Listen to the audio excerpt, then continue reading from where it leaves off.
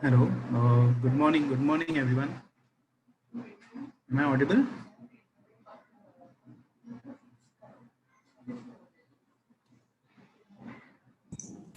Yes, sir, you're audible, perfectly audible. Thank you all the members. Thank you, respected speakers, Gaurav sir and Richa ma'am for joining in on this Sunday morning. So today we have scheduled VCM on e-invoicing. So before starting with the VCM, I would like to give a short introduction for our respected speakers. So CA Richa Jain ma'am, she is a qualified chartered accountant with demonstrated history of working in various sectors like audit, consultancy, hospitality, and many more. She is qualified in November 2014 batch, and she is holding a post qualification experience of 5 years. Also, she has experience on indirect taxes, and currently she is holding a position of manager with AMRG and Associates. That's a firm based at Delhi. Uh, she is a strong administrative professional graduated from Delhi University in BCom. So welcome, Richa ma'am. Thank you for accepting our invitation for this VCM today. Uh, Moving ahead, I would like to give a short description for Gaurav Mohan sir. Uh, Respected sir is a CEO of AMRG and Associates, and he is a BTech from IIT Delhi, and he is an MBA from IIM Indore. He is currently working with multinational, like rich experience of multinational companies like Mahindra and Mahindra and SKP Business Consulting. After gaining rich experience, he joined the family profession, which is associated like with AMRG and Associates, and he's a mentor at present firm where he's helping to train and streamlining of internal management of organization. His rich corporate experience had enabled seamless handling of the management of the organization. In the firm, he's managing activities like audit, taxation, and GST consultancy for a number of clients. So, with this short description, I would welcome Mohan sir and Richa ma'am, and thank you for accepting an invitation for on behalf of Chamber Study Circle, ma'am. Sir, Thank you so much, sir. Thank you for the class. Good morning, everyone. Hope everyone is safe and sound. First of all, I would like to thank all of you to join us on the webinar on this Sunday morning.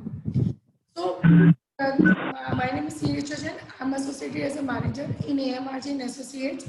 Our firm is established in 1984. Since then, we are the corporate clients. Our firm provides full range of services from business advisory, financials, and so on. We generally excel in GST. In today's webinar, I would like to show our lights what is on legal and the technical aspects of the e-invoicing. The legal aspects would be discussed. Then I would like to give the charge to Mr. Gaurav Mohan, who is the CEO of organization, to discuss about the technical and other aspects of e-invoicing. As we all know that the e-invoicing has become introduced in India from 1st October 2020 classes of taxpayers. But before going into the basic concept of e-invoicing, I would like to give a brief description about the history of the e-invoicing across the world. Okay, e-invoicing. The e-invoicing emerges from the concept of EDI. Well, now what is EDI? So basically, EDI is an electronic data interchange. As the name suggests, EDI helps to serve. It provides a standardized format and helps the company to send the information electronically. It does ensure the reliable transfer of data. So the e-invoicing also works on the same concept. It also automates the process of generation of invoicing. Now, according to the survey that has been conducted So GSX is a subsidiary of Canadian company. So a survey has been conducted by GSX in 2013. According to that, the respondents are now very much well versed with the true benefits of e-invoicing, and thus the acceptance of e-invoicing among the peoples has been increased from 73%, which was 59% in 2012. Similarly, the resistance has been decreased from 46% from 46% in 2012. So various similarly, US Treasury estimates through the implementation of e-invoicing, we can ensure the cost reduction of up to 50%, which will be equivalent to the $450 million annually. As we know, the e-invoicing concept has been introduced in India from the 1st October 2020, but the same has been utilized throughout the world by many of the minimum more than 100 countries. So, however, the implementation process, however, the applicability of invoicing may vary from country to country. So, like in Mexico, it is mandatory for business to business and business to government transactions. In Spain, it is used only for the suppliers that has been dealing with the public administrations. According to the OECD, it stands for the Organization for the Economic Growth and Cooperation Development. So OECD is an international organization which frames policies across the world. So studies are, according to its reports, about 112 countries, that includes European countries, East Asia and Pacific countries, are now agreed to the concept of the e-invoice. So, to debunk the benefits of e-invoicing, various countries has conducted their own case studies. The case studies on the screen is of the France. According to this case study of France, this case study of France actually debunked the benefits of e-invoicing in numbers. Before the introduction of e-invoicing, that is during the pre-e-invoicing period, the number of invoices handled by the employee in a year is 6,000. And the number of days that took to process those invoices, 15 days, and the cost of handling those invoices was €7, which has been substantially reduced from 6,000 invoices to 90,000 e-invoices by one. The days which were taken to process those invoices was 15, which has been reduced to 3 days in case of e-invoicing, and thus ensure 80% of our saving in times. Similarly, in terms of cost, the cost involved for the handling of those invoices was €7. But with the introduction of e-invoicing, it has been reduced to the €0.3, which is equivalent to the 96%, and thus it ensures very substantial increase in the cost reductions. Now, moving from after the introduction, the brief introduction of, I would like to give some basic concepts of the e-invoicing. Now, what is basic understanding? What is e-invoicing? The e-invoicing, as its name suggests, is a mechanism that has been introduced by the government to digitize and standardize the process of generation of invoices. So, GST Council in its 37th meeting decided to implement the e-invoicing on specified classes of persons. The specified classes of persons we will discuss later on in this webinar. Now, why is e-invoicing? What is the purpose for the introduction of e-invoicing? The first and the foremost purpose for the introduction of e-invoicing is the simplification of GST reporting. In the current scenario, we all know we need to put the data, we need to feed the data at multiple stages. Suppose, like, we need to first put the data to the GST portal, then the same data to the e-way bill portal, and so on. But with the introduction of e-invoicing, the whole process of GST reporting becomes automated. Thus, the data once reported in the GST portal gets auto-populated to the e-way bill portal, and thus ensures simplification. Thus, we need not to enter the data at a multiple times. Another objective, another reasons for the introduction of invoicing improves process automation. As we know that the e-invoicing automates the process of generation of invoices. In current scenarios, there is paper invoices and involves a human intervention. However, with the introduction of e-invoicing, human intervention will be there, but the process of generation of invoicing will get auto-populated or automated. And some other purpose for the introduction of invoicing is that it ensures the integrity of invoices. That is, it ensures the authenticity of the invoicing. Since the invoicing that has been generated is electronic, is in the form of electronic mode, and thus ensures better authenticity of the invoicing, alike in the current scenarios. From the recipient part, the e-invoicing helps to claim the input tax credit on the basis of the actual invoices. That is, it helps to reduce the claiming of ITC on the basis of fictitious invoices. Moving on to the next slide, that is objectives of e-invoicing. The first, as already discussed, the first objectives of the e-invoicing is that it eliminates the manual data entry and automates the process.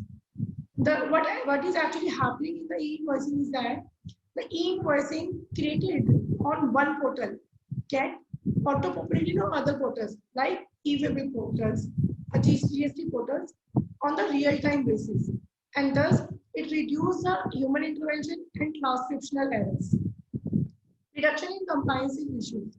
Nowadays, we face a lot of compliance issues in current scenarios. With the introduction of e-invoices, those of the compliance issues will be able to reduce. The e-invoicing help to curb the tax evasion and thus provides the authorities they can keep a bird eye view on each and every transactions on the real time basis. Standard format. As the government has notified a schema, which we will discuss later on, for the generation of e-invoicing. So this schema is standard for all the taxpayers. Thus, the invoice generated from the one system can be easily readable to the other system. Therefore, it ensures the standardization of the process. Now, another objective of invoicing is reduction is ITC related issues. Nowadays, many of the recipients face many difficulties in respect of the claiming of the eligible input tax credit. This has been majorly curbed with the introduction of e-invoicing. With the e-invoicing, the invoice which has been generated by the suppliers will get auto-populated on the recipient portal on real-time basis and thus helps the buyer to ensure to take the eligible ITC. Now, some of the challenges. See, everything is not green. So, along with its objectives and advantages, e-invoicing has some of the challenges associated with it. The first challenges of the e-invoicing is a partial coverage. The e-invoicing concept is being, as we know, in current scenarios, we have to use number of the documents. Like we have to raise tax invoices for B2B supplies, B2C supplies. We have to raise delivery challans, bill of supply for our exempt supply. So there are numerous of the documents which we need to issue in the current scenarios. The e-invoicing now for the time being is been applicable only for the tax invoices, debit note, and the credit note. So for the other documents like delivery challans, bills of supply, job work documents, we need the invoicing will not be applicable, and thus we need to maintain a similar system. We need to maintain a parallel system for the same. Now another challenge of the invoicing is mandatory and optional fees. The scheme, which has been notified by the government, has its own set of instructions associated with it, based on which the schema has to be filled by the taxpayer. If the data has not been captured according to that instructions, in that case, Richa, there is a lot of disturbance in your voice. Can you use earphones for a minute? Just earphones. just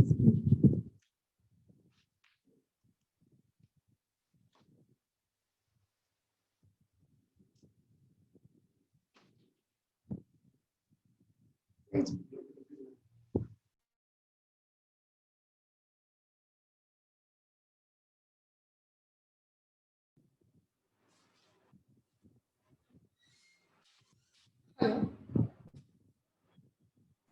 Yeah, yes, ma'am. So is it better now? Yeah. Looks better. Sorry for the disturbance. We were discussing about the challenges on e-invoicing. I was discussing about the second challenges of the invoicing that has been related to the invoicing schema. So I was telling that the invoicing schema has its own set of instructions based on the which adhere to which we need to fill that schema. If the taxpayer doesn't fill the schema as per those instructions, it will throw an error, which will be a very difficult task for the taxpayers to understand. So these are the instructions are like there are some cardinality codes. I will discuss about these codes later on this in this webinar. So in case if the schema has not been filled as per those instructions, so the taxpayer will not able to capture the errors which will be thrown by the schema again and again. So this is also a challenge is like associated with the invoicing. The another and the last is the challenge of the invoicing is the implementation issues. As we all know that the invoicing concept is now it will become applicable on from the 1st of October 2020. So there could be a chances that we will be requiring a lot of changes in our existing ERP systems to ensure its integrity with the ERP with the invoicing systems. So thus the taxpayers may face a tedious that it will be a tedious process and the taxpayers may face teething problem associated with it. Now, some of the myths and the realities of the e-invoicing. So, many taxpayers, many people have various myths with regards to the e-invoicing. Some of them are, do we need to generate the e-invoicing from the GST portal? No, the IRP portal will just only validate the invoices generated. Do we need to generate the invoicing for all the transactions? No, it has been applicable for the B2B transaction, that is for the business to business transactions. It is not there for the business to customer transactions, and it is also applicable for the exports. If I am not using any software, like if I'm a small taxpayer and I'm not using any kind of a software, even though can't I issue the invoicing? For that purpose, the government has come up with the 8 free software for the taxpayers whose aggregate turnover is up to 1.5 CRs, and those softwares are easily available at the GST portal. Another myth is that will e-invoice add any of the more compliance to my existing compliances? No, the e-invoices will not add your compliances, rather it will reduce your compliances. As the moment you will get invoices pushed to your GST portal, the part A of the e-way bill will get auto-populated. Another myth is that is the IRN is the invoice number? No, IRN is just a reference number. The invoice number will be the same that has been generated by the taxpayer. IRN is just a reference number. We will require the separate invoice format for different business. No, the government has notified the scheme which is standard for all the taxpayers, and thus there is a standardization. The invoice format will be same. So these are some of the myths and the realities in regard to the e-invoice. Now the applicability and legal aspects. Applicability and non-applicability. First of all, we need to understand on whom the e-invoice shall be applicable and on whom the e-invoicing shall not be applicable. As per the GST councils and the latest notifications, the e-invoicing shall be applicable from the 1st of October 2020 to the taxpayers whose aggregate turnover in a financial year exceeds the threshold limit of 500 crores. Now, what exactly is a financial year? I will discuss about this in the next slide, but for which financial year we actually need to take the aggregate turnover to ascertain this 500 crores limit. So this is the applicability.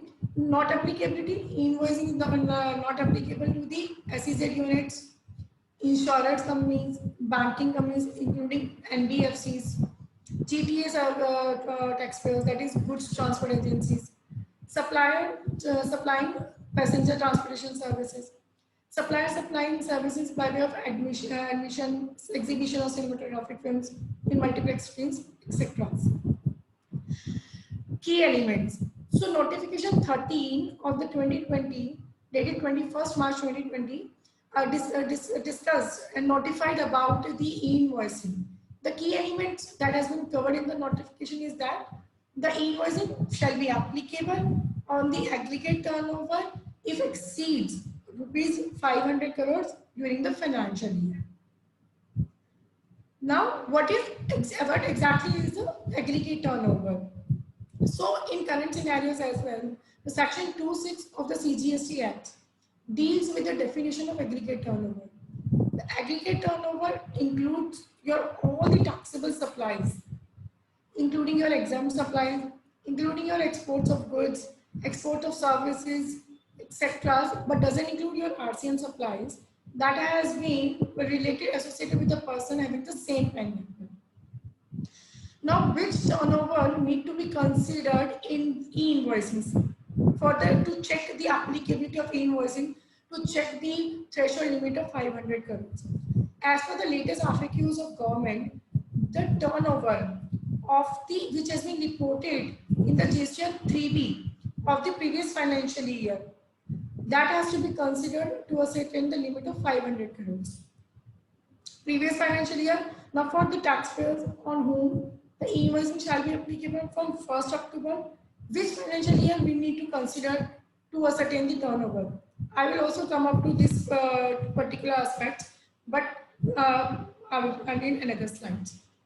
So basically now time being, as per FAQs, the turnover to ascertain the limits of 500 crores, the turnover that has been reported by the taxpayer in their GSTR 3B has to be considered. Now there is another concept of self-declaration. Sometimes many of the taxpayers has been facing a problem that even if they have crossed the limit and e-invoicing becomes applicable, they face difficulties to get themselves registered on the portals. For that, the government will come up with an option of the self-declarations that the taxpayer can self-declare that it has been crossed the limit of 500 crores and e-invoicing is being applicable. However, it has not been yet enabled. It will be enabled soon, maybe in a couple of days. Now, in the last slides, I have discussed about that the turnover of the preceding financial year has to be considered. Now, what exactly is this financial year pertains to? So for the taxpayer on whom e-invoicing applicable from 1st October, is it the transaction, the turnover for the 17-18 shall be considered, 18-19 shall be considered, or for 19-20 shall be considered? So this is a burning issues nowadays, that is which financial year turnover need to be considered. So it has been now it has been answered in the recent FAQs that has been issued by IRP, that is Invoice Registration Portal. The IRP, the FAQ says that the turnover, if in these 3 financial years, if at any point of time in any of the financial year turnover exceeds 500 crore rupees, then the e-invoicing shall be applicable on such taxpayers. Let us understand this with an example. As you can see, there is a company A having an aggregate turnover of 565 crores in the financial year 17-18. However, its turnover in financial year 18-19 is 400 crores. And for the 19-20, it's only 350 crores. That is less with the threshold limit of 500 crores. Still, the e-invoicing shall be applicable on the company A, as FAQ says, in case if your turnover exceeds the threshold limit during any of the preceding financial years, the e-invoicing shall be applicable on you. Similarly, for the company B, the turnover of financial year 18-19 exceeds the threshold limit, the e-invoicing will become applicable. And for company C, the financial year of 19-20 exceeds the threshold limit of 500 crores. Thus, the e-invoicing shall also be applicable in company C. But for company D, the turnover of the preceding financial years for the 17-18, 18-19, and 19-20 any of the financial year does not exceed the threshold limit of 500 crores, thus the e-invoicing shall not be applicable on the company. Now, the documents. Another aspect which has been covered in e-invoicing, as I already mentioned, on which documents e-invoicing shall be applicable. So the same has been laid down, notified in notification 13. In current scenarios, we have multiple documents like tax invoice, bills of supply for the exempt supply, you have delivery channels for the job workers, you have self-invoicing in case of your RCM supplies. So on which type of documents actually will be the e-invoicing applicable? So the government PPT says the e-invoicing shall become applicable for on the invoices raised by the supplier, credit notes raised by the supplier, and debit note raised by the supplier. Thus, it has not been applicable on the delivery challans, bills of supply, job work. So for those documents, we need to keep a separate systems in operation simultaneously with the e-invoicing systems. Now, schema. The government, as I already discussed, the government has introduced a schema on which you have to put your data, and then it will create the JSON file which you will push it to the IRP portal. So this is the whole process which we will discuss later on. So this schema has some certain, this schema has been notified by the government in on 30th of July 2020 in notification 60/2020. So this schema, it's in Excel format, and this schema has two fields in it. The one is mandatory fields and the optional fields. The mandatory fields indicate the fields which are mandatory, need to be reported, and the optional fields that has been optional, and you can or you may not fill that fields. So this schema fields has been divided into 12 sections and 6 annexures.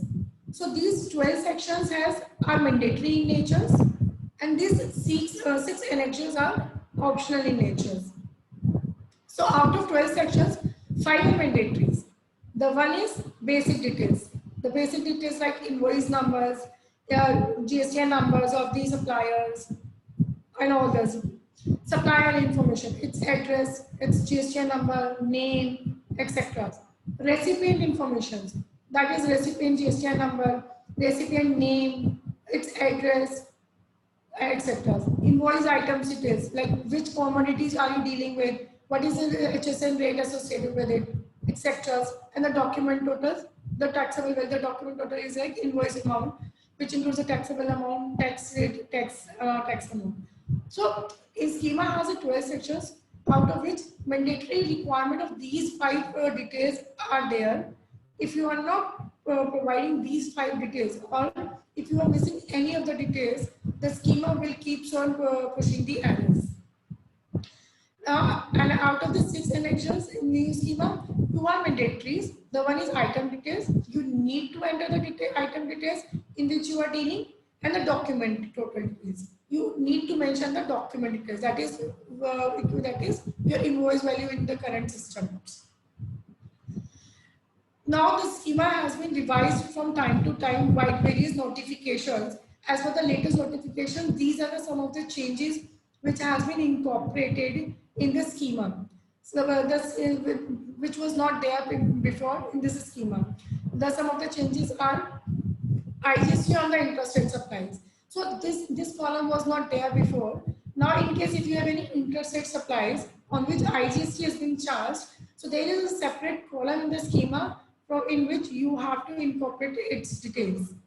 Discount total sections. Earlier there was no discount total sections. There was not such kind of fields. Now it has been there in the schema. In case if you have provided any discount, you can incorporate your details here. Other charges. The other charges, suppose sometimes it happens that in invoice there are lots of other charges has been incorporated apart from the taxable values, on which GST will not be applicable, like income tax, TCS, like your freight charges. Like in case you have reimbursed any of the expenses, that has also been there on the invoices. However, GST will not be applicable on those expenses, charges. So you can now incorporate those amount in this column other charges. You just need to mention the amount and the details of the other charges. Export duties. Earlier there was an information regarding to the export, that is bills of in regards to the export. Now export, however, the field export duty was not there. It has been now extra. It has been added external. Now, state name for the supplier, buyer, place of supply, ship to and dispatch from the fields. So these are the some of the fields which are now has been incorporated in the schema and which were not there before before this revised schema has been notified. Another additional feature is like additional currency codes, state codes. Earlier it was a state name, country code of exports, etc. You can also type your supply type code. What is your supply? Is it a tax invoice? Is it exempt supply? Is it taxable supply? It's document type code. What document type it is? It is a bills of what exactly it is a type document type. Vehicle type, that is it a regular type vehicle or other types? So these are some of the addition which has been incorporated in the schema, and we can use it as per our requirements. Now, as I already mentioned previously, there is some cardinality in the schema, which indicates the mandatory and the optional fields. That has been instructed. The optional field, we need to incorporate it optionally, and mandatory field, we need to incorporate it mandatory. So each cardinality is marked as 0.1, 1.1, 1.n, 0.n in this schema. So it indicates the mandatory fields and whether the field by particular details can be repetitive or cannot be repetitive. Notation which starts with 0, its meaning is that it is an optional field. And the notation it starts with 1, it indicates a mandatory field. The notation which starts with n, I will discuss it with an example later on. The notation which starts with n, it is a data for the field can be entered only once. It cannot be repeated. Ends with n, the data can be entered in multiple times. As an illustration, if any cardinality is 0.1, so 0 starts with 0, that means it is optional, and ends with 1, that means the data can be entered only once. So it is basically the optional field, and the data can be entered only once. If you are opting to fill that scheme, enter the data only once. So example of this is like RCM details, supplier email number. It is optional to provide those details, but if you are providing, you can provide it only once. Now another cardinality is 1.1. The 1, though it is been started with 1, that means it is a mandatory field. Ends with 1, that is it is mandatory. Simultaneously data can be entered only once, like IRN. Document number, invoice number. It is mandatory to provide your invoice number, and you can also provide invoice number only once. That is invoice number cannot be repeated. Suppliers information. The suppliers information like its GSTR number, its name, address, it is mandatory to provide those information, and further those cannot be repeated.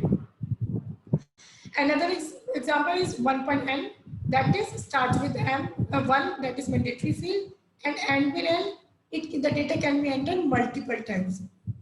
Now what is the information which we can enter, which is required to be mandatory provided and can enter the multiple times? It's the item descriptions. Item, suppose if I'm dealing in any commodities and I have I am providing 3 of that commodities, so I need to mention each commodities, but that can be repeat, that can be entered multiple times. The last one is 0.n, that is 0.n. 0 indicates it is optional field. Simultaneously, it can be entered multiple of times, like product details, any of your preceding reference number. So this is your discretion whether to report those requirements or not.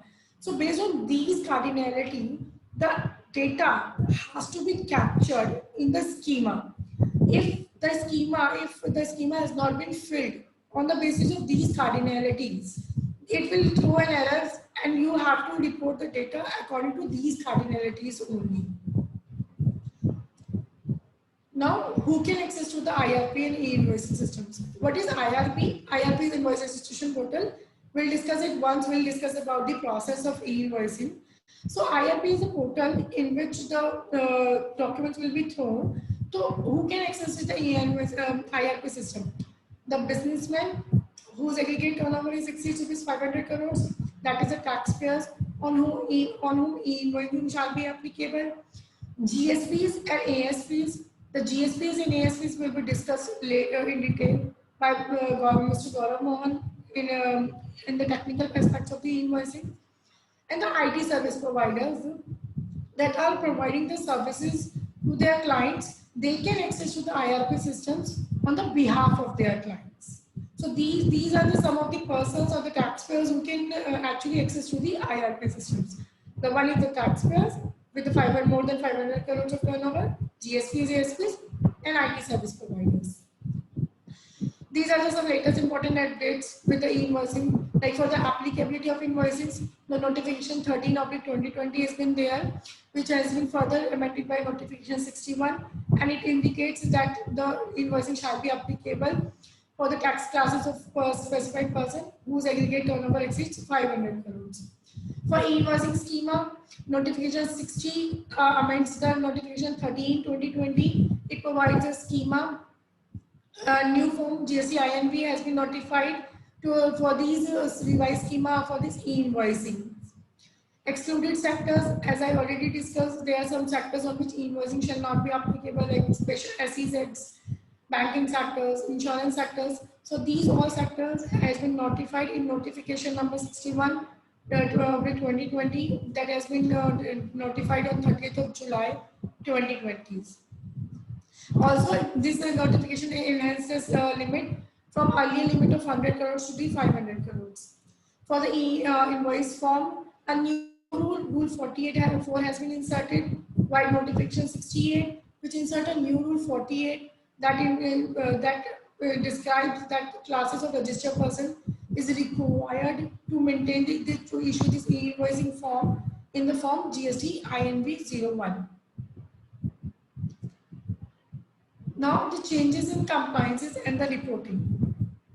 So as we know, this e-invoicing, the concept of e-invoicing has implemented various changes in our existing compliancing and reporting process. Now what are these?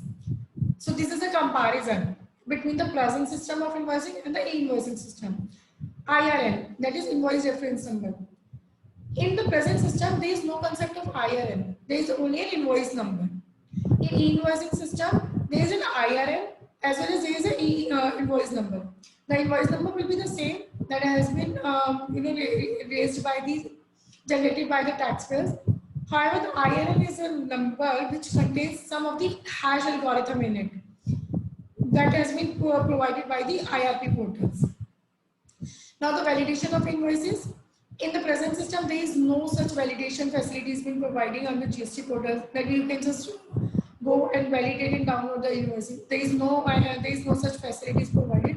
In e-invoicing system, you can easily validate the invoices, as the invoice once validated will be notified to the suppliers through on its registered email IDs. These digital signatures. In the present system, only the authorized signatory signature was required. However, in this e-invoicing system, this validated invoices, it has to be digitally signed by the IRP portal. Along with the signatures of taxpayers, it has been digitally signed. QR code. There is no concept of the QR code in the present systems. In e-invoicing, there is a concept of QR code. The validated invoices, once provided by the IRP, it contains a QR code. This QR code can be used to verify the invoices even though we don't have an internet facility available. The government has now introduced app-based systems for your mobile, app-based applications, or a mobile-based application for your mobiles, through which you can just scan the QR code on the invoices and get the whole details of the invoices. So this concept was not there in the present system of invoices. verification and invoicing, it is very much a difficult task in the present system to ensure the genuineness of the invoices, to verify the genuineness of the invoices. If you are, even if you are doing the inspections or if you are doing an audit.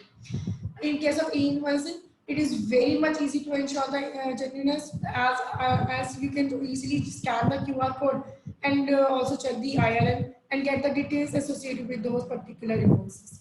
So these are some of the some of the changes that has been occurred in case of the e-invoicing system that are not present in the current systems.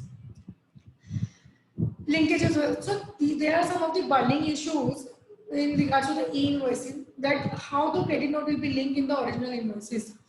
In the current systems, if the supplier or the taxpayers raises any of the credit note, then it must contain the details of the original invoices. Also, by reporting those credit notes at the GST portal, we require to we require to punch the original invoice details, like against which this invoice credit note has been raised, what was the invoice date, what was the HSN code of that original invoice, what was the tax rate. So in this current system, we have to report all these details associated with the credit notes. That is, there is a linkages of the credit note with the original invoice. There is, but after the e-invoicing, there is no linkaging or there is no validation of the credit notes with the original invoices. You need to just incorporate the details of your credit note as if you are incorporating the details of your tax invoices. There is no linking of, there is no need to provide you the linking of original invoice number, its date, its HSN code, etc. Reverse charge invoices. In the one of the major ambiguity point in case of the invoicing is the applicability of the invoicing in case of the reverse charge mechanism.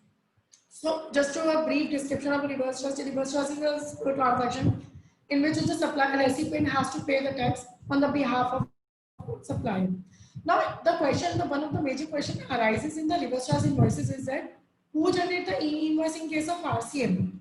Suppose if I am a supplier and I am providing advocate services that is covered under the reverse charge mechanism, so do I need to provide the invoicing, or the recipient who is availing the services from me and paying the tax on the reverse charge, he needs to raise an invoice? So prima facie and firstly, the supplier, that is the advocate, has to raise an e-invoices if its turnover exceeds 500 crores. Now there is two scenarios covered in the RCM. The first is if we are B2B transactions.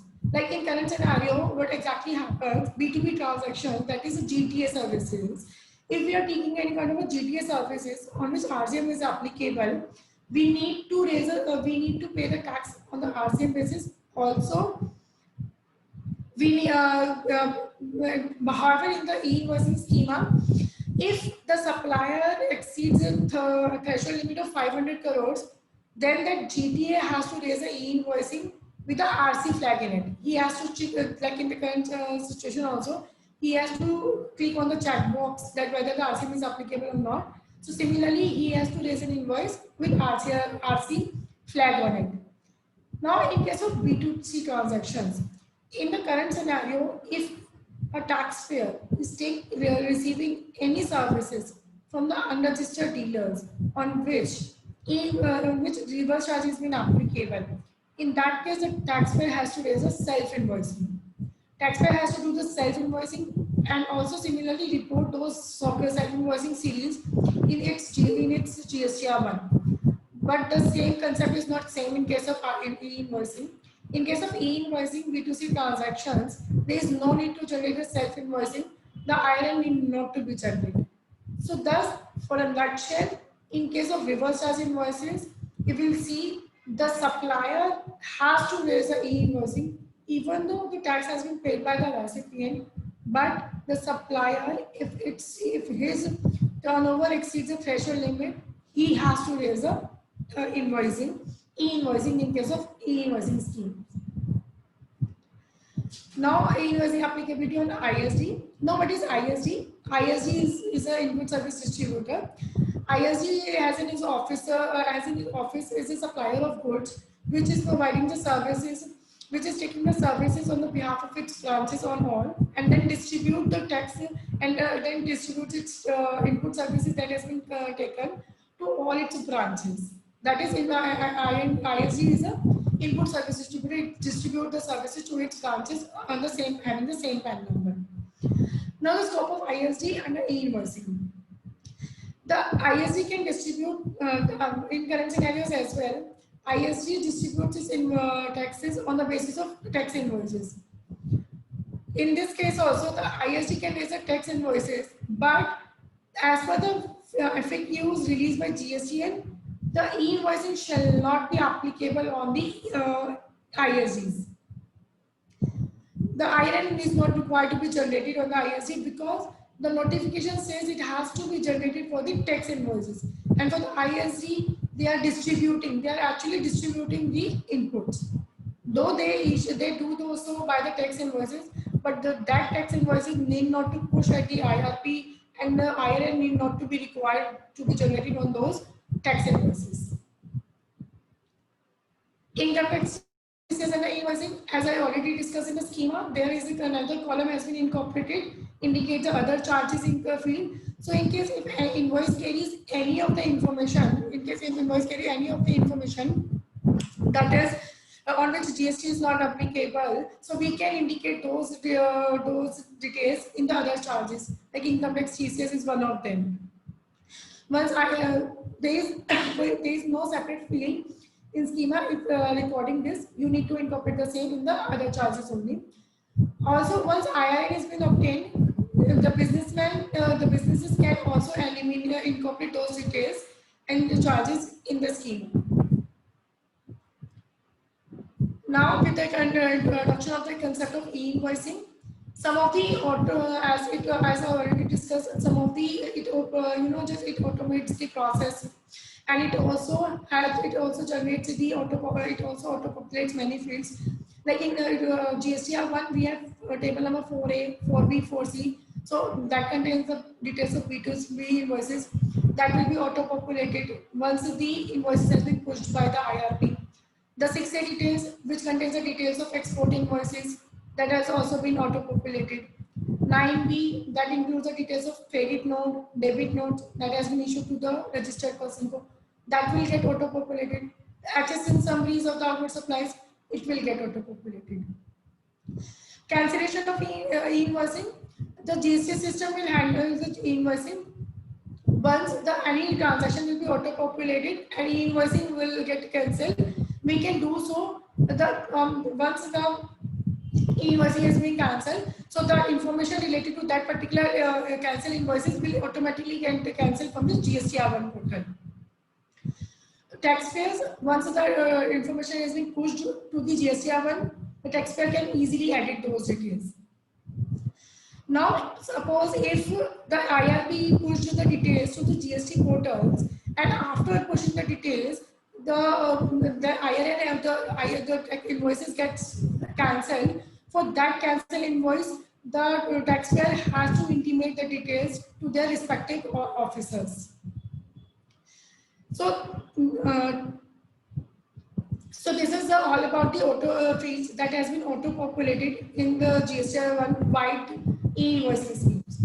So this is all from my side. Now for the process, for the discussion about the process and the technical aspects of e-invoicing, I would like to take over the charge to Mr. Gaurav Mohan, who is CEO of our organization. Thank you everyone. In case if anyone has any questions and queries related to the legal aspects of the invoicing, they can ask them, and they can also put the same in the chat box. Hello, thank you, Richa, Thank you so much for giving us the details. Let us look in detail about the process flow and how it will happen. Just a minute.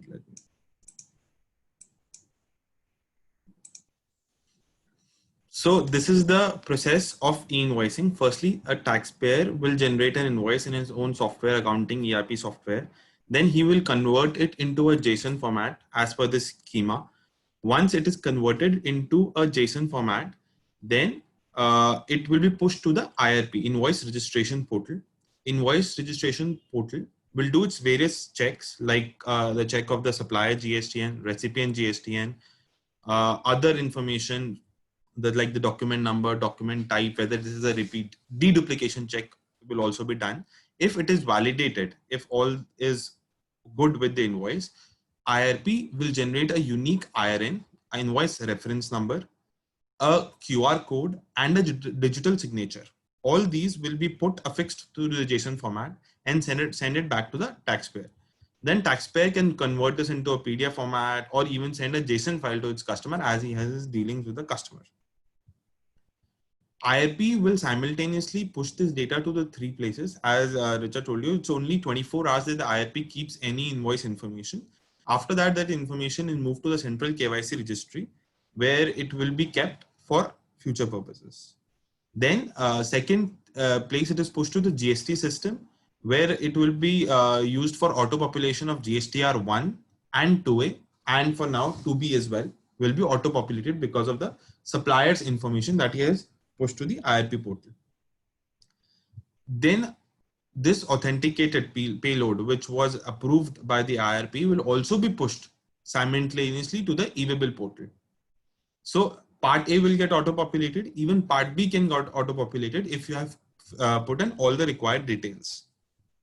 So this will decrease a lot of effort. So right now our accountants have to first generate an invoice, then push it again at the 11th of the month to GSTR1, then to 3B, and then to the e-waybill portal. All this has to be done by, and 4 times same thing has been done. This is expected to be reduced to once. And even in the future, it is expected that the purchaser will also be working on an ERP which can understand these JSONs and will automatically have a purchase booked in its ledgers rather than getting an accountant to put in all these details. It will be done through systems. So I think this is going to take a lot of jobs. So this is the process of e-invoicing. Firstly, as I discussed, there will be invoice creation. Then it will be uploaded in a JSON format to the IRP. IRP will authenticate it. After authentication, it will share the data with the e-waybill system, GST system, and it will also can be downloaded by the taxpayer and shared with its customer. Now let us look at some of the features in very detail. Firstly, is the most important new term that has been coined is the invoice reference number, or the IRN. So IRN is a unique number which consists of the GSTN of the supplier, the financial year in which it pertains to, the document type, and the document number. All these 4 will always be unique. It cannot be repeated in a financial year. So if you will know, as you know, same document number cannot be repeated in a financial year. So all this combination will always be unique. So IRN will always be unique for any taxpayer in a financial year, or even in so one IRN can only be there for one type of invoice for a particular supplier. The IRN will be 64 character length. I'll show you an example. By adding all these details, they do a 256 character bit technical thing, and they make it into 64 characters. So earlier it was given an FAQ that IRN can also be generated by the taxpayer. So it's a simple tool. Then IRN using this can also hash his own IRN, but this has been changed. Now IRN can only be generated by the IRP. Now taxpayers do not have the option of giving their own IRN. It has to be generated on the IRP portal itself. So this is how an IRN will look like. This is an GSTN, financial year 1920, invoice number, and the date. Once we join all this together and hash it into a coded language, this will be the IRN, which is 64 character length.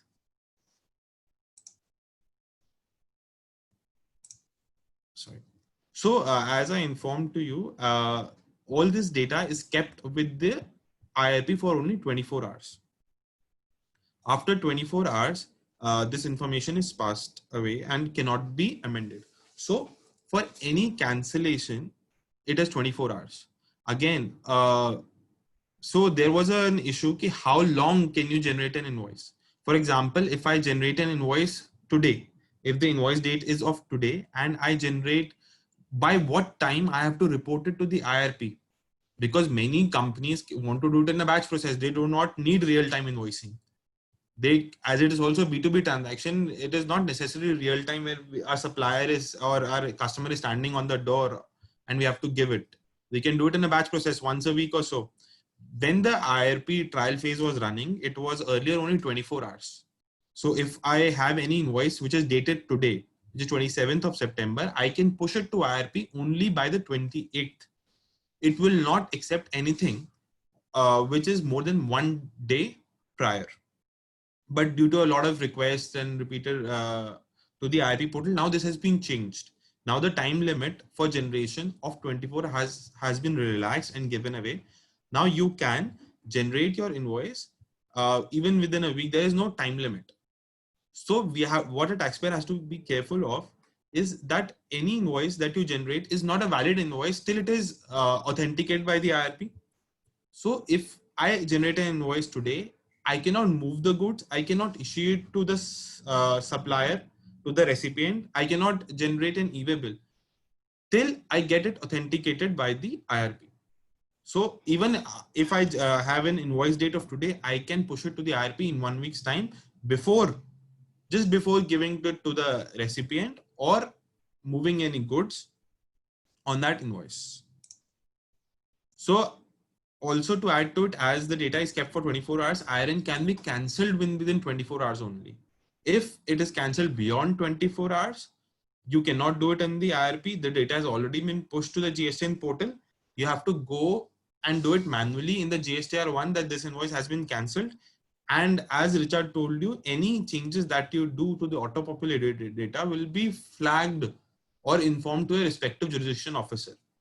So it is highly recommended that any changes done to the auto-populated data has to be carefully scrutinized, and all documents should be kept in record that why any change has been done. What was the reason of cancelling an invoice after 24 hours? So this is very important. Otherwise, undue scrutiny will be done by the officer. So IRN will be mandatory for e-way bills. And if there is an e-way bill, you cannot cancel IRN. We will cover this point in detail in the upcoming slides. And another thing, which is a practice in many organizations, once you cancel an invoice, people use that invoice number using a backdated entry within the same month. So for example, I generated an invoice on 2nd of September.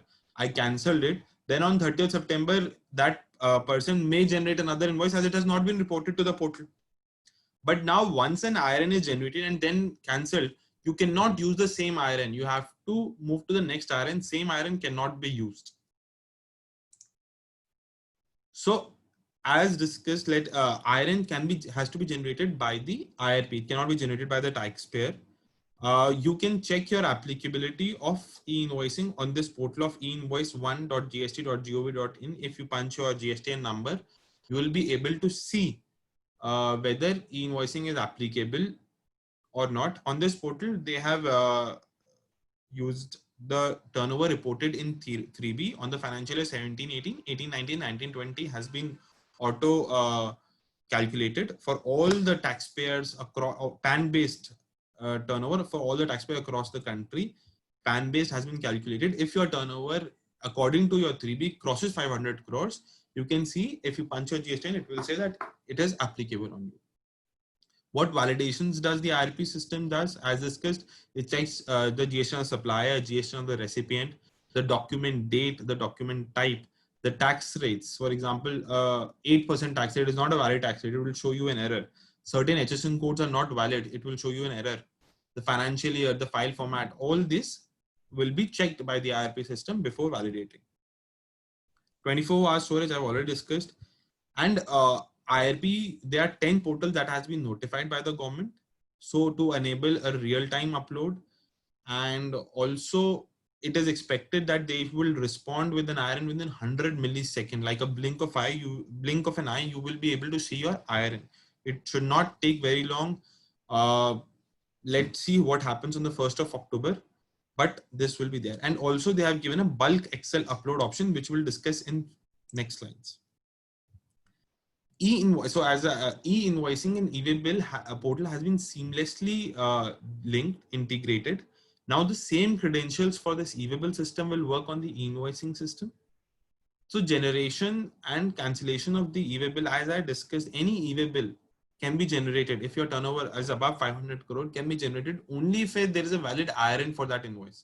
If there is not a valid IRN, you cannot generate an e-way bill. And it goes the other way while going for cancellation. If you want to cancel an IRN or an invoice, if it cannot be cancelled if there is a valid e-way bill that has been generated on it. So we have to first cancel the e-way bill. After cancellation of e-way bill, then only we can cancel the invoice.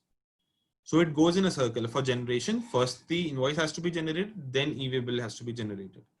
In cancellation, goes the other way. First the e-way bill has to be cancelled, then only the IRN can be cancelled. It has been given an FAQ that physical copy of the invoice or e-way bill is no longer required. You can carry it on your mobile handheld devices, which can scan the QR code. The devices cannot be so small that you are not able to scan the QR code and that field officer is not able to verify the details. Let us look at the QR code. So IRP along with IRN will also send you back a QR code. The purpose of QR code as described is for helping the tax officers to check the details whether this is a valid invoice or not. What will the QR code consist of? QR code will consist of the GSTN of the supplier, the GSTN of the recipient, invoice number as given by the supplier, date of generation of the invoice value, number of line items the invoice has, the HSN code of the main item, and the unique IRN and the IRN generation date. So at a similar point of time, there has been introduction of QR code for B2C invoices, which created some confusion. To clarify in this and the next slides, we'll just go in a little bit detail. So there is a QR code that has to be put even in case of a B2C invoice, but that has nothing to do with the QR codes of B2B invoices. QR code of B2B invoices are generated by the IRP. These QR codes has to be generated by your own accounting software or the ERP softwares while billing to any B2C transaction. So for B2C transaction, they have given a dynamic QR code, while B2B, that's a static QR code. Notification number 14 refers to B2C transaction 14/2020 and 13 refers to B2B transaction. Both were dated 21st March. So this is applicability is for both similar type of taxpayers who have their turnover, aggregate turnover, PAN-based turnover above 500 crores. The purpose of the dynamic QR code was to enable the customer to do a UPI based payment through their mobile banking. And the static QR code was basically to verify the B2B invoices reported and curbing of fake invoices. The fake invoicing has grown and there is a lot of litigation that is going on. Many notices are being received. So this is a mechanism. That is why government is bringing, even in the COVID situation, it is expected to be rolled out on 1st of October as of now. And there doesn't seem to be an extension because fake invoicing has taken a lot of the heat during the GST area. Let us look at how this printing will be done.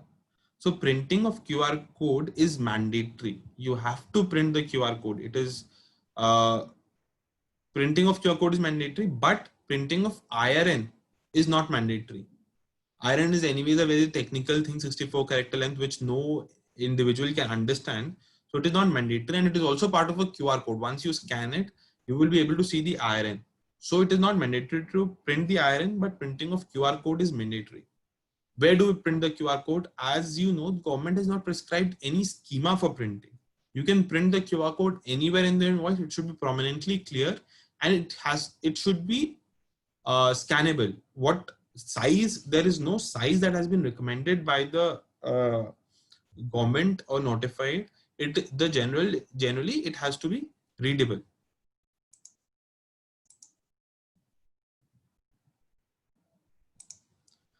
So B2C QR code is not applicable since B2C invoices are to be accepted. Printing, it's optional because IRN, as I already discussed, You can have your own format. You can put in your logos, whatever format. There is no format. As in the currently Rule 46, there is no format that has been prescribed. Only details have been given. Similarly, in Rule 48 for INV01, only details have been given. There is no format. You can choose your format. You can choose your logo, whatever you want to do. One thing that has changed is currently authorized signatory has to affix his signature, digital signature, whatever. But now, as these e-invoices will be signed by the IRP portal, there is no requirement of signature by the taxpayer. You can also print these invoices on the e-invoice portal.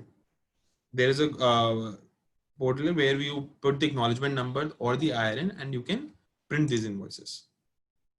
Another thing that has changed is INV01 does not require the invoice to be generated in triplicate. So currently, as per rule invoicing rules, service providers have to generate invoices in duplicates, while goods suppliers have to generate invoice in triplicate. One original for the recipient, duplicate for the transporter, and triplicate for the recipient. But this requirement has been given away with. Now you can only print only one invoice, and this is an e-invoicing. Now let us look at the detailed understanding for the modes of invoicing. So this is a very technical aspect, but very important for us to understand that there are three different mechanisms by which e-invoice can be generated. Firstly is the offline bulk upload facility, which has been given by the taxpayer on the IRP portal. Taxpayer can upload the file containing the multiple invoices, and we will have a look at it in detail. Second is the direct API integration.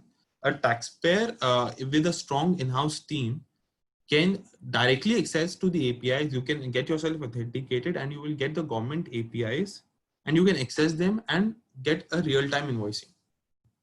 The third method is the API integration through GSP. If you do not want to do it in-house, you can pay someone like GST Suvidha providers, the GSPs, and then they will be able to generate those IRNs for you. So let us look at the bulk upload facility in detail. So bulk IRN, this is an Excel-based utility which has been given on the portal, which is where you can push multiple invoices at once to the portal, and you will get the necessary details of IRN and QR codes and digital signature back to you, and invoice will be generated. The issue is still you have to make certain changes in your ERP to push those details firstly in an Excel format, and then get those details back and get it converted into a printable format. This will be done sequentially. It's okay. What the aim behind the bulk offline tool is to make it cost effective. It's almost negligible cost if you go for a bulk offline tool. Companies with large value transaction, even if they crosses 500 crore turnover, but they don't want to go for a seamless integration, they do not need real-time invoicing, can always offer bulk offline tool for batch production of this e-invoices, save their cost, and they can do with it. So bulk upload facility has been uploaded on the e-invoice portal through this portal. Now there are 4 formats which has been given by the e-invoice portals. The requirements, so it depends on the different requirements or different class of taxpayers. A taxpayer can have different line items. They want to push payment details. They want to get reference details, whatever details they have. Government has given 4 very different kind of formats depending on the details that a taxpayer wants to punch in their invoices or is required to punch in their invoices. So they are format A, B, C, and D. So format A is a single worksheet. This is the simplest of all the formats. You can, this is how it looks like. You can punch in the basic mandatory details and you can get it validated on the Excel offline tool. Once it is validated, you can generate a JSON format. So this is ideal for a businesses which have only 1 to 2 line items and in an invoice. They do not have multiple line items. Then you can go for an invoicing. Furthermore, payment details and reference details cannot be entered in Format A. So it's a relatively easier one to generate an e-invoice. Then the next level up is the Format B. Format B contain one Excel sheet contains of two worksheets. Two worksheets. One is for your document details or the invoice details, and second is for the item details. Like if you have many items, number of line items in an invoice, then it will be more suitable for you to use format type B. And how these invoices in the two different sheets has been linked, the document number, document date, and the document type are the common fields in the two sheets through which the invoice will be referenced. So it is very important to make sure that these are right. If these are wrong or misput, then it will not be referenced correctly and you will face a lot of issues. Payment details and reference details again cannot be entered in format B. It is level 2. Then the most detailed format is the format C. It contains of 5 worksheets. One worksheet is for the invoice details. Second is the item details, the number of line items, goods that you are supplying. Third is the payment details. Fourth is the reference details, and fifth is the additional details. So this format is ideally advisable if you want to give your payment details and reference details in addition to the invoice details and item details. And as informed earlier, this has been referenced using the document number, document type, and document date. Any errors in this will create a lot of problems. So it has to be correctly put in all, and these 3 items are unique and are same in the different 5 worksheets. Then there is a format D. Format D contains all the details, but in a single worksheet. So format C and format D are somewhat together, somewhat similar. Just format C had divided these details into 5 different worksheets, which needs to be referenced using the document details. But in format D, all the details are put in one Excel sheet. It's a big Excel sheet, and you can put in all the details, including the payment details, reference details, item details, everything in one worksheet, validate it, generate a JSON, and push to the portal for e-invoice. Now cancellation, how will we cancel these invoices? There is a separate utility that has been given for cancellation of e-invoices. Earlier, during the offline utility of GST, if you remember, there is a flag that you can put. You can just put a flag like cancelled invoice, you put yes, it becomes cancelled. It is not the case in e-invoicing. There is separate utility that has been provided altogether. And separate portal where you have to upload. Now portal is the same, separate link you can say. For the cancellation of invoices, it covers only the very basic details. You have to give the IRN, as you know, unique IRN, that is the identification number for your invoice. The cancel reason, why are you cancelling that invoice? And the cancel remarks. Like for example, they have given a dummy thing. This order is cancelled because the order is cancelled by the buyer. And data enter a mistake or some mistake has been done. This can be done. And as you know, this cancellation on the portal can be done within 24 hours only. After 24 hours, you cannot use this tool and it cannot be cancelled. After processing the JSON file, and they will cancel the IRN, display the status as cancelled, or the show the errors. So this was all about the offline bulk upload facility. Now we go to the direct API integration. It is important for us to understand all these processes so that we can consult our clients accordingly and give them the introduction to these kind of methods that they have possibly used. So e-invoice APIs are used for a direct data exchange between the taxpayer or the GSP systems and the e-invoice system. APIs can be accessed only after a successful authentication. An authentication token and SEK is generated by the system. So for any API onboarding, there are a lot of prerequisites. I've only listed a few. So if any taxpayer who wants to directly get access to the APIs to the government IRP portals, then you need to make sure of these technical requirements. I've just given a brief so that we have some idea about it. So your invoice generation process has to be automated. Your payload data, the traffic that you are sending, should be free of viruses, malwares, any intrusion, bots, threats. If there is certain these things, you will be blocked and you will be in the soup and not be able to generate any invoicing. The government of India IT security standard has to be adhered to. Adequate bandwidth has to be given to connect to the invoice system.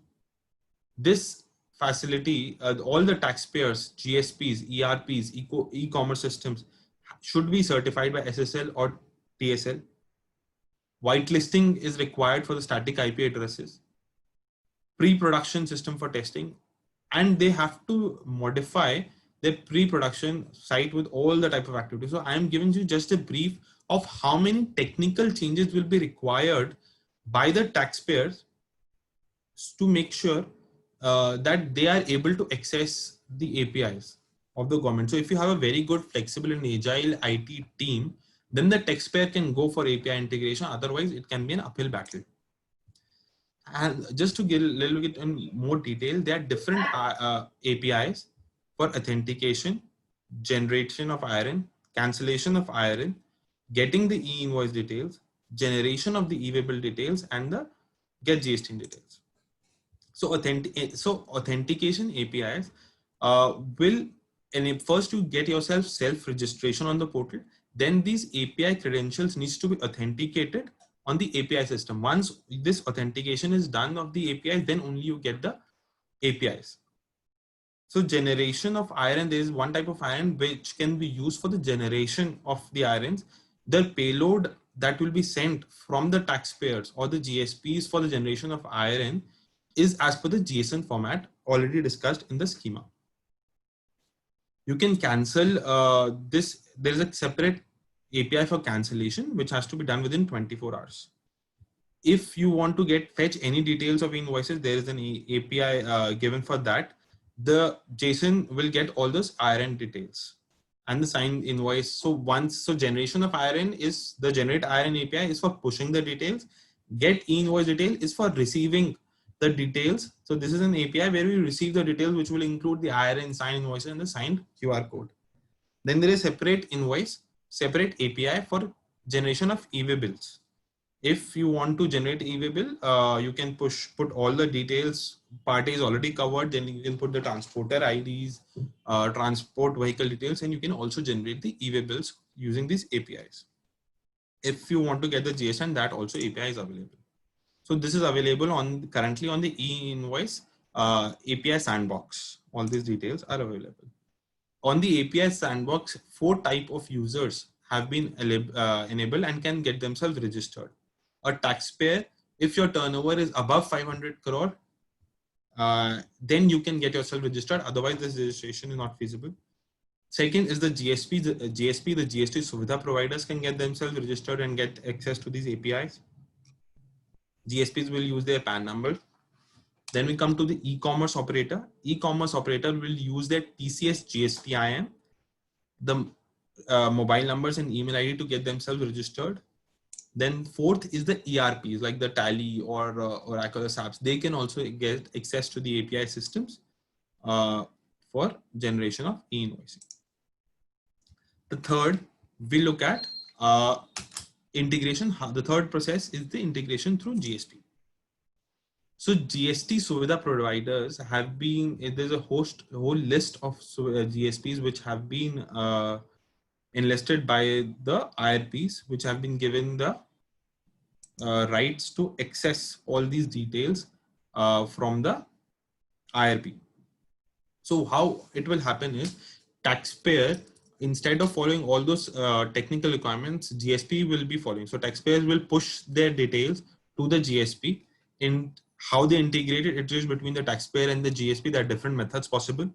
And once it is pushed to the GSP will convert it into the APIs and push it to the GSTN server. This can be done, it is ideally being done in 2 methods. One is the SFTP portal, where many taxpayers have protected data and they do not want to share the entire data or do a seamless integration. They make a folder which is accessible to the GSPs. GSPs access the data from that folder and push it to the IRP portals. And after getting the details from the IRP, it again pushes all the detail back into a similar or another folder and where taxpayers can then fetch this detail into their ERP software and invoice will be generated. The second is a seamless API integration where ERP softwares of the taxpayers will have APIs which are linked to the GSP's APIs, and then GSP APIs will be linked to the IRP and vice versa. And it will be a seamless integration. The time can be within few minutes. We should be able to have invoices even with GSPs or the direct API integration. So this is our view. What will be the advantages of using a GSP? So there is seamless integration. You can so if you are using a bulk offline facility, there is you can do it in a batch process. You cannot do it in a real time basis. So if you let us, if you're hotelier and there is a customer standing and given a GSTN for a B2B invoice, he cannot wait there for you to Excel upload and then push it to the portal. That is not possible. So you have to go through, if there is a real time, that then it has to be done through GSPs or APIs. All the security requirement that I talked about at the time of API will not be required by if you use the GSP mode, because GSP will already fulfill all those details and you only have to fulfill what the requirements, minimal requirement that GSP gives to you for data security. As you remember 3 years back when the GST was introduced, GST has done so many changes in the 3 years. So similar changes may be expected in the API or the e-invoice portals as well. So if there's any change in API or any changes in the schema, then APIs will change, changes has to be done. So maybe flexibility will be more with the GSP because they have a host of team working solely for e-invoicing, while our in-house team will not be specialized in invoicing. That's just part of their job. So if you think your team is very agile and flexible, you can go for an in-house team. Otherwise, you can consider GSPs. They are more flexible, they're dynamic. Also, many GSPs now provide reports, reconciliations, which can be useful in future, which is not possible definitely in bulk offload facility. Or in the APIs, it is possible, but then you have to get those reports generated. So offline facility is definitely not scalable. APIs may also cause an issue, but GSPs can be easily scalable. Let us compare the three now. So if there is no requirement for real-time invoicing, you can go for an offline tool and do a batch production. It will be most cost effective. If there is a requirement that you need to get a real-time invoicing and you have to do it, then either go for APIs, direct API integration, or GSPs. If you have a very strong in-house team, go for API integration. Otherwise, if it's limited in-house team and you don't want to put pressure, then you can go for GSPs. Offline tool, most effective. I don't think there is any cost. Little changes will be required in the ERP and you can get through it. APIs, direct API integration should be more cost effective, and secondly, there should not be recurrent cost, while GSP will definitely take an annual maintenance charge or per invoice charges, which in the long run will definitely be more. So in the offline tool, you will require manpower at the time of generation of invoice. Initially, at the time of implementation, there is not much man-hours required, but once you need to issue an invoice, there will be a lot of effort. It's not seamlessly integrated with the system. But with the APIs and GSPs, both will be seamlessly integrated, and operationally daily activities, there should not be much of an effort. Only on a single click of a button, we should be able to generate IRNs from the IRP portals. So technical requirements, as I discussed, there technically you don't need to make any changes like whitelisting, virus, malware. All this is not required on the offline tool. API, there is a host of technical requirements that I only showed a glimpse to. GSP will be relatively easier for the technical requirements, but all those government requirements will be required by GSP, and GSP want to sell it to you. So they want to keep their requirements minimum just to protect their data.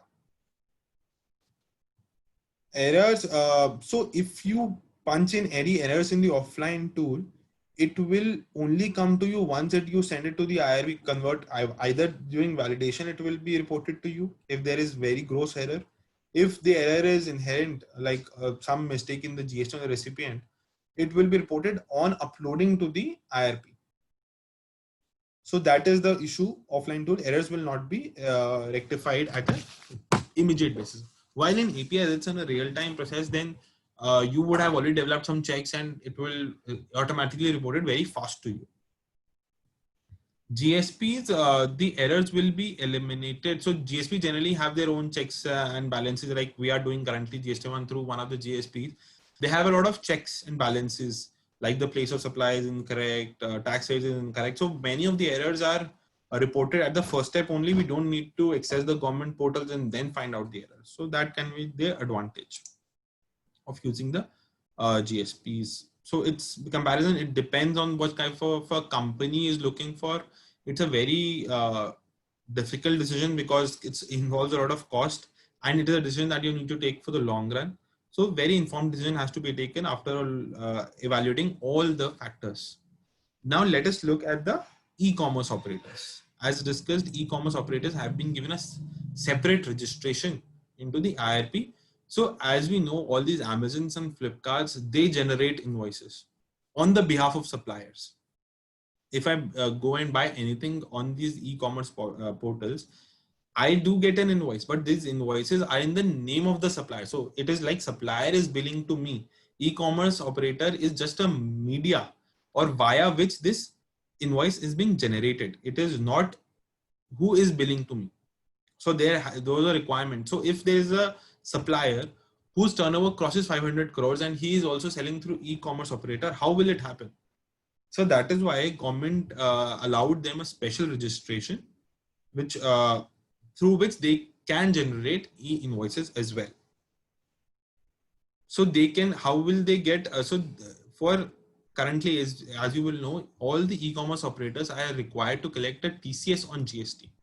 And for this TCS collection, they have been already given a GSTIN, which is TCS based. So using the GSTIN, they can get themselves registered on the IRP portal. APIs have been made available. Once you get registered, then there are APIs which are available. So you are, so APIs that are available to e-commerce operator is they can generate invoices for themselves or on behalf of the suppliers. For cancellation, they can do it for their own invoices and the invoices which have been generated on through their portal of the supplier. So if I'm a supplier and I am doing and I cross 500 crore turnovers, I might have supplies which are through e-commerce operator and through direct. So whatever direct invoices I am doing or directly accessing the APIs, those invoices or those IRNs will not be available to the e-commerce operator. It has been, the data security has been taken care of. E-commerce operator cannot cancel or cannot do anything with the invoices that I do or through direct linking. But if there are any invoices which are generated through e-commerce operator will have the right to cancel them and do anything with them. So as they can generate e-way on behalf of us, they can cancel those e-way if they have generated. Applicable, they can do get IRNs only for what they have generated on the behalf of supplier.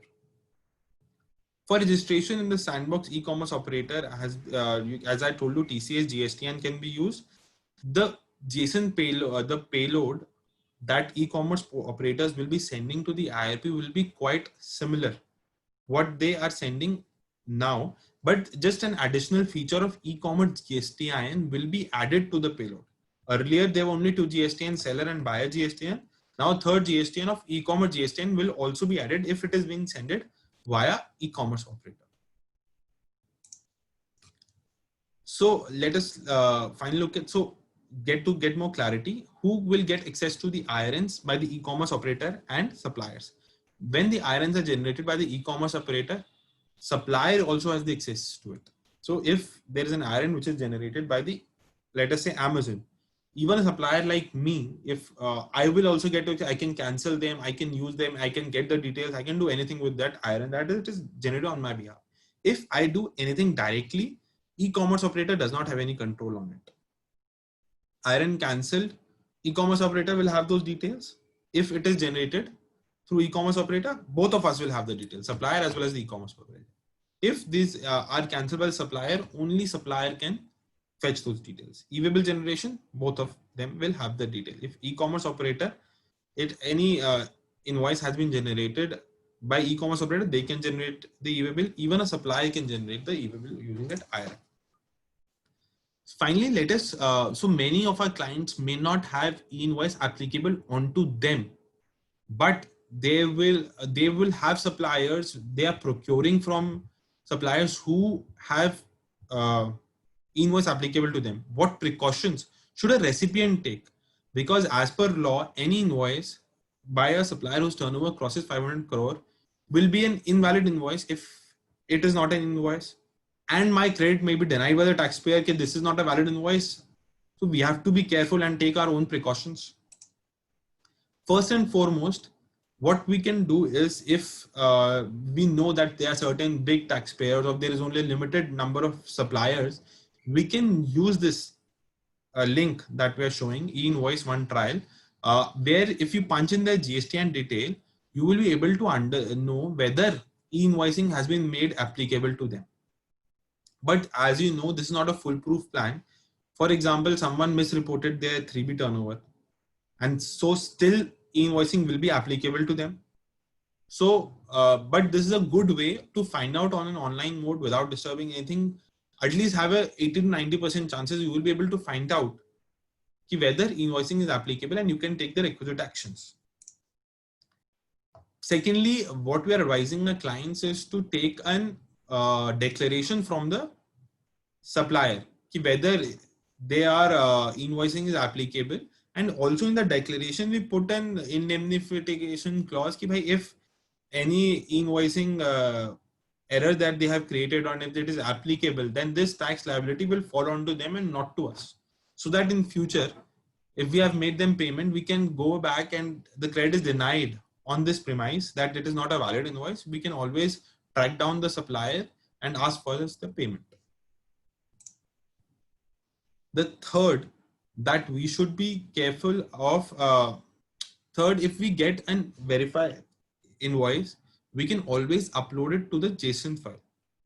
Upload a JSON file on the IRP portal. If we upload it, it will check whether this is correct, whether this has been signed by the IRP or not, or this is just an error.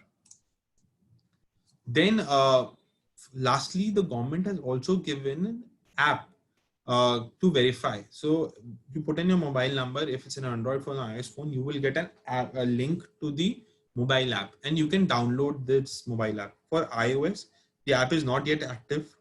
For the Android, the app is active and you can download it. So you put in your mobile number, you will get give the OTP, and you will get the link to the portal, link to this app. And on this app, you will be able to verify so if you get a printed invoice from your supplier, you can always verify using the QR code. You can scan the QR code. If it is valid, it is showing the details, it is a valid invoice. Secondly, if you receive a JSON, you can always use the verify signed invoice code. If you upload the JSON, it will show to the recipient whether this is a valid invoice or this is a wrong invoice. So these are the different precautions that a purchaser can keep in mind, although it is not applicable to them, but for future, rather than credit being denied, we can always be cautious. I think that is it from our side. Thank you for the patient hearing. Now we are open for any questions. You can either put it in the chat box, or you can ask by unmuting yourself. Thank you, sir, for the wonderful and informative session. I request members if they have any questions to be asked to the respective speakers. Yeah, thank you very much. You are able to hear me? Are you able to hear? Yes. Yeah. Thank you very much. It was a very nice presentation. I have a small query. This is regarding hospitals and educational institutions, I mean universities. They have turnover of more than 500 crores, but then when you see the GST applicable invoices for them, that will be hardly few invoices. Maybe you can even say about only 50 invoices, because in hospitals, they might have some scrap sales, and certain universities, they have these consultation charges and other things, okay? So do these also have to register in go for this e-invoicing? Because if you see the quantum of the invoice, see in universities, they only give receipts. They don't issue invoices to the students, right? So how do you go about such cases where the income? So, ma'am, it is just based on aggregate turnover. There is no volume that is defined key number of invoices. So, if their aggregate turnover, which includes exempt supply, as Richa already informed. So, if your aggregate turnover is above 500 crore, you will have to generate invoicing. As I discussed, you can always go for that bulk offline facility, Excel tool. It should be cost effective. And as you have limited number of invoices, you can always do it on a batch processing way. So I think that would be easier, but applicability is governed by the turnover, which is aggregate, including the exempt supply. Okay, so there is no other go. They have to get registered under e-invoicing. But in case of such few invoices that they will have to go for only for B2B. They will have to generate this IRN numbers, right? Not Definitely. for the other ones. No, not for the other ones. Suppose if there is a student who's making a payment to the university, they are given certain receipt. In those things, you don't need these IRN codes and other things, right? No, ma'am, definitely not. Okay, okay. Thank you. Thank you so much. Thank you.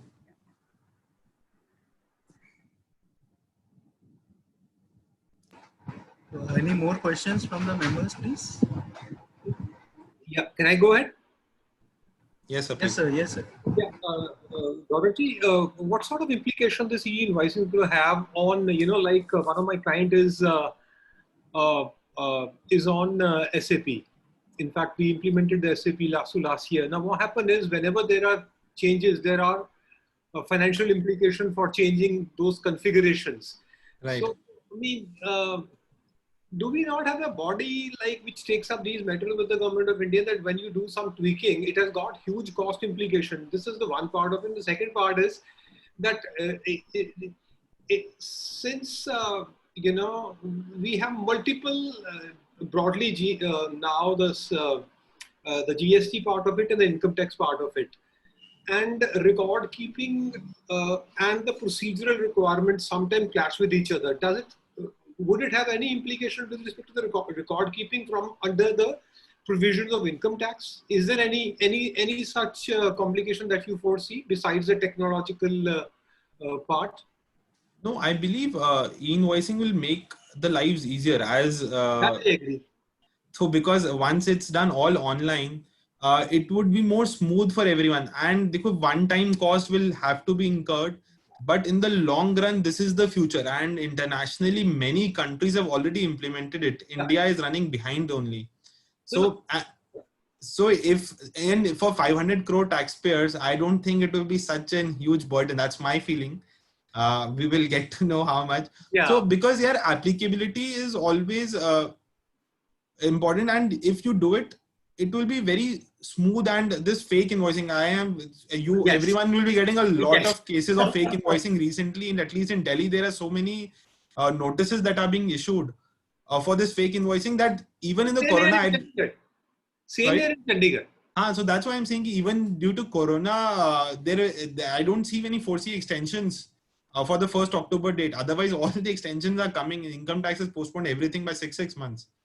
But maybe invoicing will still be made applicable because there is so much issue, so much wrong credit is being taken that hopefully this will curb it, because GST 2B, which is being introduced, should help in that matter.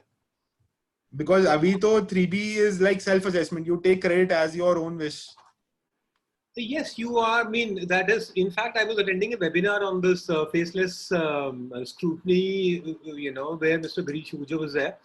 And he started with the fact that we had a lot of Jaan Pehchan, and this faceless scrutiny is going to kill up that Jaan Pehchan. I still remember. Can I share? Do we have a time? Can I share one moment? One moment. Yes, sir. Please. I still remember, when I entered into the practice around 25 years back, then since we were new and, like the people who come to you first are the people who know you the best. So he came to me, he wanted to sell the property or buy something. He said, I want an ITCC. So straight out from the institute with the legacy of honesty and lot of values imbibed into us by the institute. And at a very tender age that India is a very honest country, XYZ, Alpha, Beta, Gamma. So I used to spot turban at that point of time, basically a Sikh. So I saw a ITO who was, full beard, that complete beard and turban. I say, thank God I got a Sardar on my first day. And he started pestering me. Eventually, I was having some problem in, making the greasing part of it. I was not able to get the ITCC, and I told him, I said, sir, I'm not able to get it done. So he appointed a very learned advocate of Chandigarh, and eventually told me, he said, it costed me 2,000 rupees because he was asking for a bribe. So what has happened over the last 20 years, in fact, I was writing an article, I keep on writing on LinkedIn, that why India is not growing. You've rightly mentioned that these efforts, whether it is faceless or whether it is GST, sort of e-invoicing. I know a client, I will not name it, out of his 110 crore rupees of turnover, around 57 crore rupees is, just only for banking purposes. So I completely agree with you that I hope it is not getting recorded and I get some notice somewhere that who is that client. He has stopped doing all that. It is getting recorded already, but I don't know about notices. It's okay. It's okay. It's okay. I'll not upload that part. It's very good. It is very good that, the guys, the younger breed which is coming to the practice now, have gotten into an area where the knowledge is the king. And I still remember, you said the invoicing. My client had a plant in the cluster of Bajaj Auto. The Bajaj has only, I think, 1 or 2 boys in their account department. Because what they do is they generate a number, we have to code that number, raise the invoice. When we raise the invoice, what gatekeeper does is he scans that number. In case the number matches with that number, the invoice get reconciled with the PO, rates and all that stuff. If everything is hunky-dory, it automatically gets into their system, into their ledgers. So besides the technological cost, which an entrepreneur will always get on to you, many पैसे देता, government को बोलो पैसे दो, हमें इस तरह की सुनने को बातें मिलती हैं, हम नहीं देते पैसे, मोदी को बोलो पैसे भी तो साथ में दे. और अब होता क्या है कि इसके साथ रिपोर्ट भी जनरेट होंगी. अब वो SAP आपको पता ही है, हर रिपोर्ट को जनरेट करने के पैसे लेते हैं. बिल्कुल सर. हाँ, तो वो थोड़ी सी एक इशू आती है. इजीनेस ऑफ ये तो बहुत अच्छी चीज है. In the long run, sir, cost effective हो जाएगा ये. In the long run, cost effective हो जाएगा. E-way bills, GST. अब मतलब मैं तो सोच रहा हूँ, we do a lot of compliance for companies. This is going to go away. मतलब I am to change my business. So we do a compliance for a lot of companies. So we assist them in return filing and consultancy. All this compliance, once e-invoicing will get applicable, GSTR1 will get auto-populated. 2B is getting auto-populated. You just have to take where will the R value addition will go away. So that in few years time, our practice will also evolve. It has evolved over a period of time. In the last, over the last 50 years that I've seen, it has. I remember the TDS return used to be manual. We used to run, so it has evolved from that. But ये अच्छा है ना, इतनी सारी compliance करते हैं, client fees तो increase करता नहीं है, और fees कभी कम होती नहीं है. Right. So so there's a question from Mr. Dinesh sir. Sorry, let's take that question. So yeah. The question is whether we need to print a QR code from the portal, sir, for the B2C invoices. The B2C invoices are not, their QR code will be self-generated from your IRP or the accounting softwares. It will not be given from any IRP. IRP is only for B2B invoices. So this is your own, and it has to be printed on the invoice, and it has to be done by your own accounting or ERP software, and not for the not from the portal. CK Shanbag, sir, this is a long question. Just let me do it. So can you unmute yourself and ask the question so that we can all hear this question, Mr. Shanbag? Sambak sir, or else I'll read out what he has written. So he's asking that in the earlier presentation by Richa ma'am, she excluded TCS from the amount chargeable to GST, which is correct. But does the reverse apply? Like TCS is not applicable on GST charge in the invoice, as TCS is on receipt on sale of goods and not just the value of goods. So one thing, GST from CBIC on this matter, CBIC has made it clear that TCS is not a tax, it's just a pass-through entry, and GST will not be applicable on TCS. That has been made clear. But CBDT has not clarified anything on this matter. So as new TCS of 0.1% is also coming from 1st of October, the clarification, any clarification is still awaited. How will it be done? So for example, 1 lakh is the taxable value, and 0.1, let us assume TCS of 1%, that is 1,000, and GST of 18,000. So GST will be applicable on 1 lakh rupees and not on 1 lakh 1,000. But TCS, it's not clear will it be applicable on 1 lakh or 1 lakh 18,000.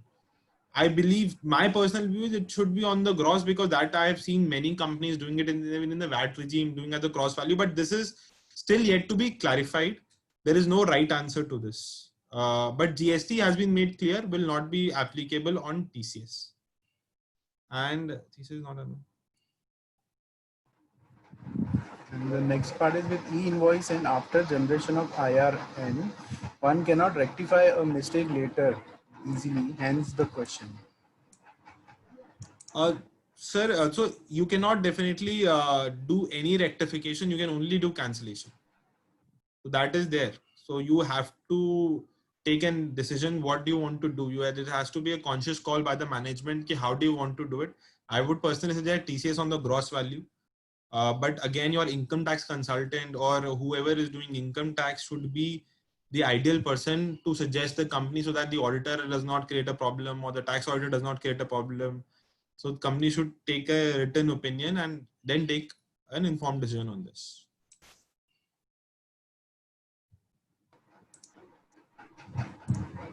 Okay, sir. Thank you. Any more questions?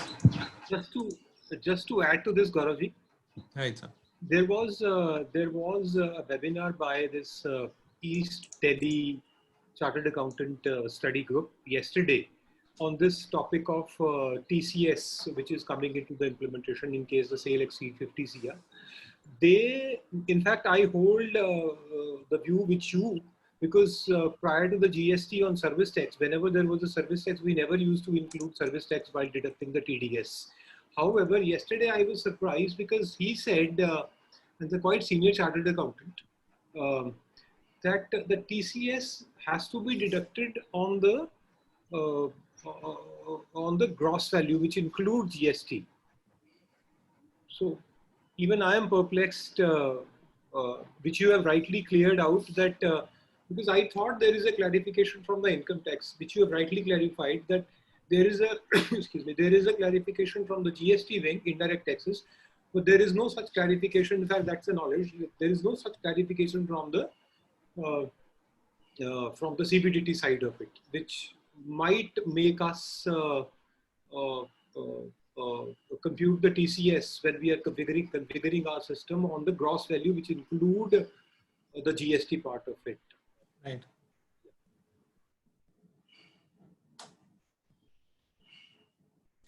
Ashikaji, I'll share the PPT. No problem. I'll share with the Sir Pankaj, and then he can share it with everyone in the group. Yes, sir. Yes, sir. Sure. Any more questions from the members, please?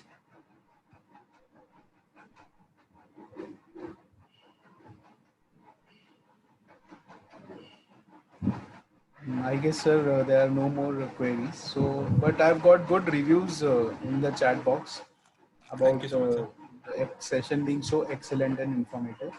So, on behalf of Chamber Study Circle, I would like to thank you and Richa ma'am for joining us today and guiding us through e-invoicing. So, we have a member from Chandigarh, Mr. Singh Saab. So I would request Mr. Gurvinder Singh sir to please offer a vote of thanks. Thank you, sir. Yes.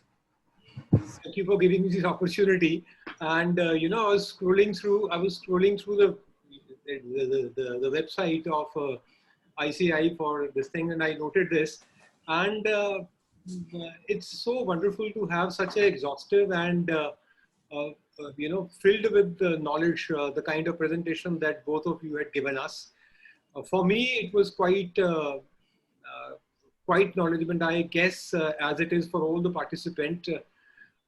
Thank you very much, Gauravji and Rishaji, for such a wonderful presentation, and thank you very much for taking the time out. And maybe you might have to invite with your family that, okay, my presentation is there on Sunday. So thank you very much, both of you.